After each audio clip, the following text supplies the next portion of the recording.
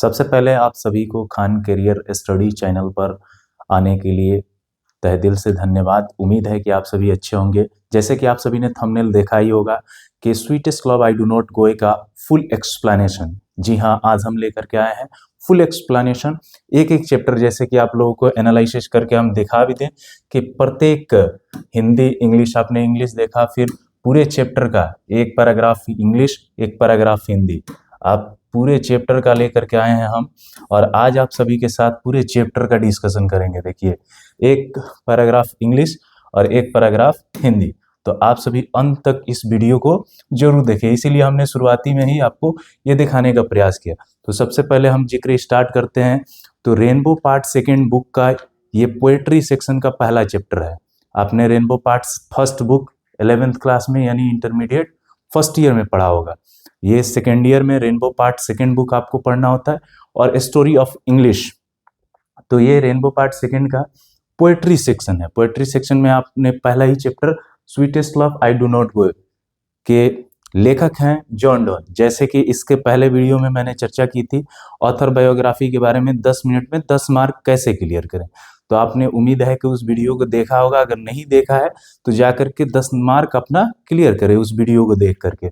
और जैसे इस वीडियो में हम बताने वाले हैं और पूरी चर्चा करने वाले हैं, हालांकि इसमें ऑथर बायोग्राफी की हम कम चर्चा करेंगे, इसलिए चूंकि ऑथर बायोग्राफी में बहुत सारी चीजें हैं नहीं और पहले से चर्चाएं हमने कर दी है। और चूंकि चैप्टर नेम और बॉर्न डेथ के बारे में हमने पहले ही किया था, ऑथर नेम के बारे में, तो हम थोड़ी बहुत इसमें चर्चाएं करेंगे कि sweetest love I do not go के लेखक जॉन डॉन हैं, जिनका जन्म 1572 में होता है। जैसे हिंदी में उसके पूरे ट्रांसलेट को हम लाए हैं हिंदी में। और आत्मविषयक कही जाने वाली गयात्मक एवं हास्यात्मक कविता की एक नए ढंग की खोज करने वाले जॉन डॉन, जैसे इसको नए ढंग से उन्होंने प्रस्तुत किया। उसके बाद से इनका जन्म जो हुआ था वो 1572 में हुआ था। और इनकी जो मृत्यु हुई थी वो आप देख सकते हैं कि हाँ, उनकी मृत्यु दर्शाई गई है कि इनकी मृत्यु जो हुई थी वो आप मृत्यु देखेंगे कि 1631 में और इनकी जन्म 1572 में।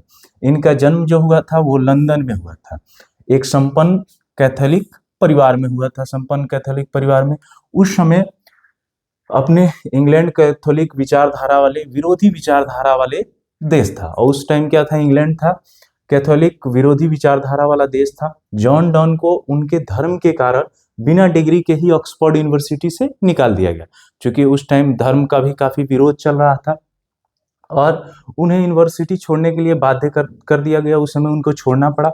उन्होंने कानून की पढ़ाई की तथा अध्यात्म की अध्ययन किया। उसने 2 नौसेना यात्रा अभियानों में, उन्होंने 2 नौसेना यात्रा में भाग लिया तथा प्रभावशाली एवं अच्छी सचिव की नौकरी प्राप्त की, जिसे उन्होंने उस समय छोड़ना पड़ा जब वो अपने आश्रयदाता की एक उनकी भतीजी थी जिसे चोरी छुपी शादी करने के कारण उस समय उनको जेल भी जाना पड़ा था। और इन्होंने अपने ही भतीजी से शादी की, उसके बाद इनको जेल भी जाना पड़ा था। और 1615 में 42 वर्ष की आयु में जॉन डॉन ने एंग्लिकन चर्च में पादरी बन गया। अंत में ये क्या बन गया, साधु बन गया। जैसे मान के चलिए कि साधु हिंदू धर्म में जैसे साधु कहा जाता है सनातन धर्म में, उसी प्रकार से पादरी जो होते हैं वो चर्च में रहते हैं, जैसे पुजारी की तरह ही वो भी रहते हैं। और फिर उसके बाद से इनकी गयात्मक कविताओं के बारे में, और पादरी बनने के बाद इन्होंने स्वीकार किया, शीघ्र ही अपने समय के महानतम उपदेशक बन गए, उपदेश देने वाले बन गए। वो बाद में उपदेश देने लगे। गाय कवि काव्य के प्रति अपने प्रेम में डॉन ने पुरानी परंपराओं को पूर्णतः तोड़ दिया तथा बौद्धिक एवं सामान्य बोलचाल योग्य स्वर का परिचय करवाया।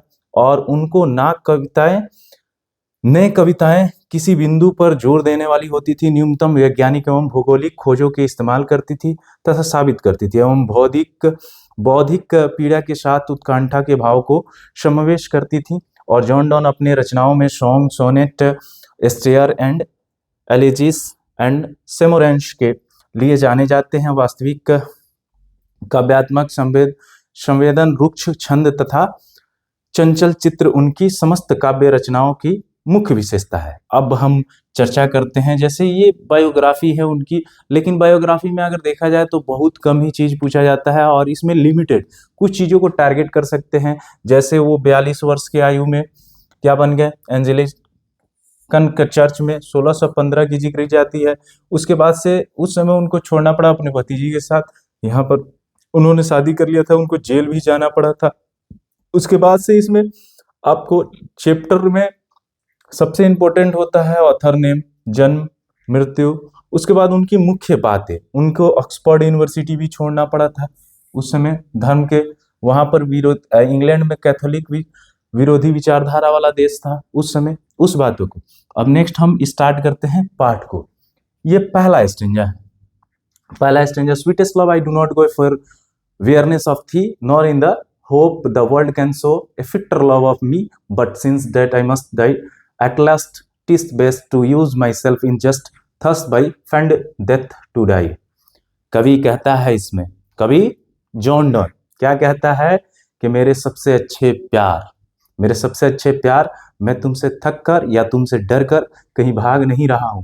मुझे यह भी उम्मीद नहीं है कि यह दुनिया मेरे लिए सच्चा प्यार खोज पाएगी या नहीं, लेकिन क्योंकि मुझे एक दिन अवश्य ही मरना है, तो सबसे अच्छा यही होगा कि मैं अपने आप को थोड़ी खुशी दे दूं और इस प्रकार शानदार मृत्यु प्राप्त कर सकूं। ये कौन कह रहा है, जॉन डॉन। किससे कह रहा है, अपनी पत्नी से, क्योंकि ये यात्रा पर जा रहा है और यात्रा पर जाने से पहले ये अपनी पत्नी को सिंपल भाषा में पुला रहा है। और उसके बाद ये सेकेंड स्टेंजा में, Star night the sunny went hence, and yet is here today. He hath no desire nor sense, nor halfway so short a way. Then fear not me, but believe that I shall make a spider journey, since I take more wings and spurs than he। अब देखिए, इसमें हम जब चर्चा करते हैं इसकी और इसका व्याख्या करते हैं, तो वो अब क्या कह रहा है, बहलाने के लिए, फुसलाने के लिए इसमें, कि पिछली रात सूरज कहीं चला गया था। पिछली रात, हर रात सूरज चला जाता है, लेकिन वो तब नोटिस करा रहा है जब उसे एक एग्जाम्पल देना हो, और तथा आज वह वापस आ गया है, आज वह वापस आ गया है। उसने यह कामना ही अपनी इच्छा से और ना ही चेतना से किया होगा, ना ही यह उसके द्वारा विचार करके किया गया होगा।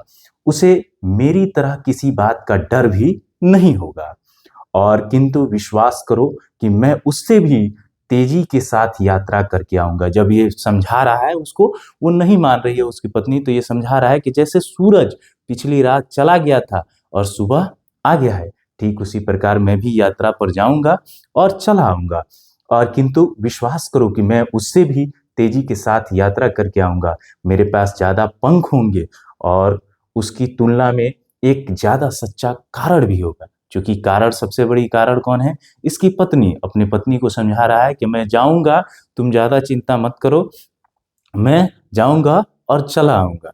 जैसे सिंपल भाषा में ये कह रहा है कि चांदी सोना एक तरफ और तेरा होना एक तरफ, ठीक, तेरी आंखें एक तरफ, जादू टोना एक तरफ, ठीक। आगे हम बताते हैं, आगे इसमें क्या है कि oh fable is man power that if good fortunate fall cannot add another hour, nor a lost hour recall, but come bad chance, and we join to it our strength, and we teach it art and length itself our us to advance। जैसे इसमें बता रहा है, कवि कहता है कि मानव की ताकत कितनी कमजोर हो गई है। अभी के समय में मानव की ताकत क्या है, कितनी कमजोर हो गई है। अगर इंसान की किस्मत अच्छी होती है तो मौज मस्ती पर ध्यान देता है, अगर वह मौज मस्ती के सिवाय कोई अन्य बात याद नहीं करना चाहता, और ना ही उसे उस बीते हुए समय की याद रहती है। मगर जब बदकिस्मती आती है तो वह उसे लड़ने के लिए अपनी सारी शक्ति लगा देता है, वो अपनी सारी शक्ति लगा देता है, वह उस बात से सीख लेता है और उसे आगे बढ़ जाता है। और निश्चित रूप से जब बदकिस्मती आती है तो जीवन में हर कोई अपना हर ताकत लगा देता है। आप सिंपल रूप से घर पर आप 10 रुपया 20 रुपया मांग करके देखिएगा, लेकिन घर वाले लोग नहीं देंगे। आपका गलती से हाथ टूट गया तो 10 रुपया नहीं देंगे, लेकिन हाथ में 10,000 लगा देंगे, ठीक। तो निश्चित रूप से यही बात सत्य बात है कि जब आपकी बदकिस्मती आती है तो उसे लड़ने के लिए सारी ताकत आपके गार्जियन लगा सकते हैं। आगे हम चर्चा करते हैं, When thou sight thou searchest no wind, but she set my soul away. When thou weepest unkindly, kindly my life's blood doth decay. It cannot be that thou lovest me as thou sayest, if in thin my love thou west, thou art the best of me. जैसे आप थू यहां देख रहे होंगे, इसका अंग्रेजी मतलब होता है यू। थू का मतलब क्या होता है? यू। अब इसमें क्या कह रहे हैं कवि, इसमें काफी इंटरेस्टिंग बात कह रहे हैं कि जब तुम सांस लेती हो तो तुम सांस नहीं लेती। ये किसको समझा रहे हैं? अपनी पत्नी को। जब तुम सांस लेती हो तो तुम सांस के साथ जब तुम सांस लेती हो तो तुम सांस के साथ हवा नहीं लेती, बल्कि मेरी आत्मा ले जाती हो।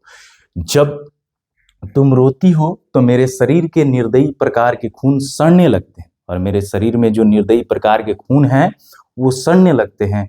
यह नहीं हो सकता कि तुम मुझसे प्यार करो जैसे कि तुमने कहा कि फिर भी मेरा जीवन बेकार हो गया है, और क्योंकि तुमने मेरे प्यार को अस्वीकार कर दिया है, अगर मेरा प्यार तुम में समा जाए तो मेरा जन्म लेना सफल हो जाएगा। ये क्या कह रहे हैं कि अगर तुम हमसे प्यार कर लो और मेरा प्यार तुम में समा जाए तो मेरा जन्म लेना सफल हो जाएगा, नहीं तो ये विफल हो जाएंगे और इनका जन्म लेना भी विफल हो जाएगा। मेरा नहीं, जॉन डॉन का। Let not the divining heart for think me and me any ill destiny may take the part, and may the fears fulfill, but think that we are but turned aside to sleepy. They who one another keep alive near parted be. जैसे ये कह रहे हैं, इसमें क्या कह रहे हैं कवि? अभी इसमें आखिरी पैराग्राफ है, आखिरी स्ट्रेंजा है। इसमें कहते हैं कि मैं चाहता हूं कि तुम्हारा महान दिल, अब अपने पत्नी को चढ़ा रहे हैं तो क्या कह रहे हैं कि मैं चाहता हूं कि तुम्हारा महान दिल, और निश्चित रूप से हर प्रेमी प्रेमिका को चढ़ाने के लिए बहुत सारी चीजों को फेंकते रहता है। इसमें भी फेंक रहे हैं जॉन डॉन, लेकिन जॉन डॉन रियल में फेंक नहीं रहे हैं, उसके लिए जेल भी गए। मैं चाहता हूं कि तुम्हारा महान दिल कभी भी मेरे बारे में बुरा ना सोचे।